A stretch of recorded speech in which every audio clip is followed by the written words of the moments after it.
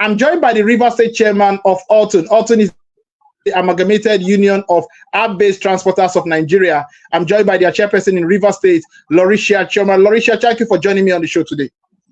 Good morning, Paul. Good afternoon, Paul. Sorry, and thank you very much for having me. Yeah, now this issue, do you think the tensions between ride-hailing drivers and tech platforms, is it a sign that the gig economy model needs restructuring?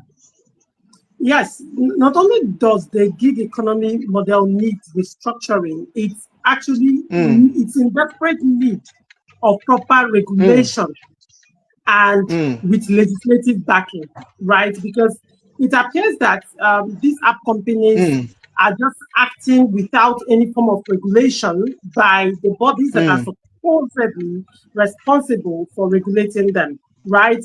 So anything goes on the gig economy, anything goes. The app companies call the shots very, very unfairly, if I may use that word.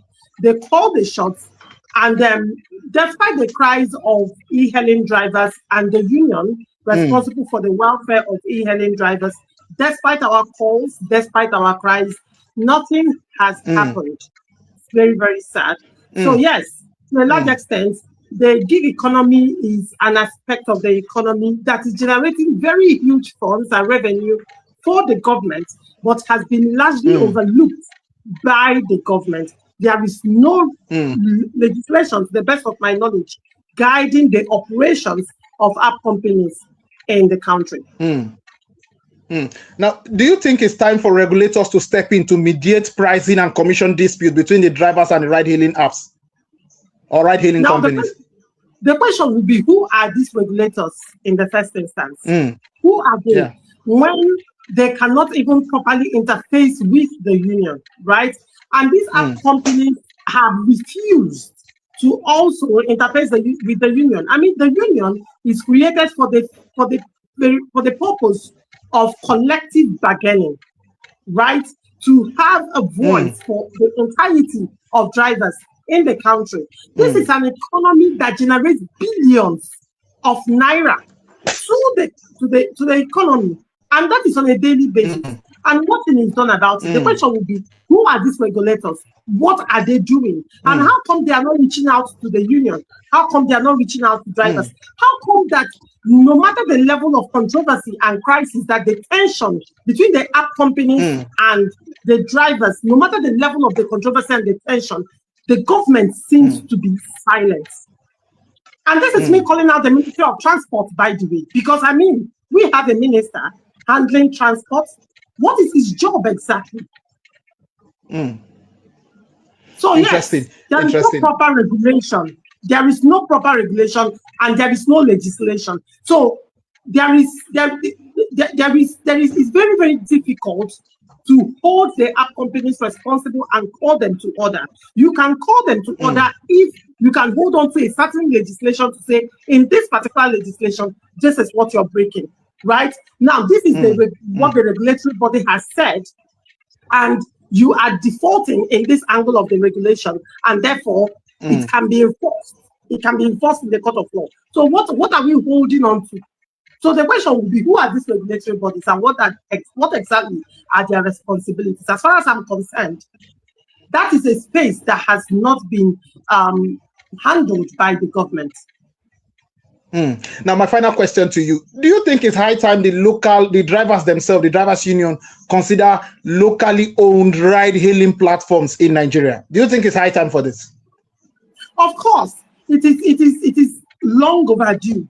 Actually, it is very, very long overdue that the drivers, different states, adopt indigenous app companies. In Rivers State, we are adopting an indigenous app company right now, and we are working assiduously into launching it fully into the market, right? And for me, that is one of the ways to a large extent, solve this problem. But for me, to a large extent, coming from a place of knowledge and exposure and experience in the e-hailing industry, if we want to get it right, it has to come from the government. The government has to regulate the activities of the app companies. Let me give you an example, and this is why I applaud the River State House of Assembly, because right now they are preparing for public hearing with regards to the prices. The drivers, this tension between drivers and the app companies, particularly in River State. The Assembly is preparing a public hearing to listen to us and call the app companies. I mean, we have to have a conversation. And one of the things that we are pushing is for e-hailing law in River State. Therefore, regulating the activities of the app company, protecting driver rights and welfare. Because to be candid, Paul, the drivers are not protected by a system that they are giving so much to. Let me make it clear here that one of the highest paying tax people in Nigeria as a whole are the drivers. For every single trip we make, we pay taxes, multiple taxation by these companies, by the way. Not single tax, multiple taxation, right? But at the end of the day, we do not even, let me give you an instance where lack of regulation comes in. We pay taxes. We pay taxes multiple times for an income for one trip. But these app companies, ever since I started paying taxes on these app companies, they have not for one day given me a receipt, something to prove that the monies they are collecting for me are actually going to the government. No form of audit of these taxes. Absolutely nothing. Now, when they say they want to regulate the price, are they regulating it upward? Is it an upward review or a downward review? This is a situation. You recall, Paul, that when app companies, when e-hailing started in this country, it was more of an executive ride. It is meant for a certain set of people. It can afford it. You hop on it, right? But now you see these vehicles are competing right now with regular taxis on the road. Some of these vehicles will park you by the road. And a lot of riders are complaining that these drivers have even refused to put on AC for them. And the truth remains that when you break down the income of a regular driver, e-hailing driver, on the app, when you look at its monthly income, you will shudder. Like the driver has made maybe over 500,000 naira on trips on the road. But when you break down the commission, you break down the multiple taxation, you break down the cost, what I will call the capital being fuel, you break down what has gone into fueling, you break down into what has gone into car parts, you realize that out of that 500,000 naira, probably the boat driver did not go home with 40,000 naira of his own. And these drivers have to pay remittance. These drivers, some of them are on hire purchase, they have families, they have financial responsibilities. So how do they make these ends meet? And this is the reason for the tension. And these app companies, for some reason, have decided not to listen, but rather to engage in a divide and rule. The union has called them several times to a roundtable, have invited. When I was the secretary of my union in River State, I had written letters to these app companies. And guess what they did?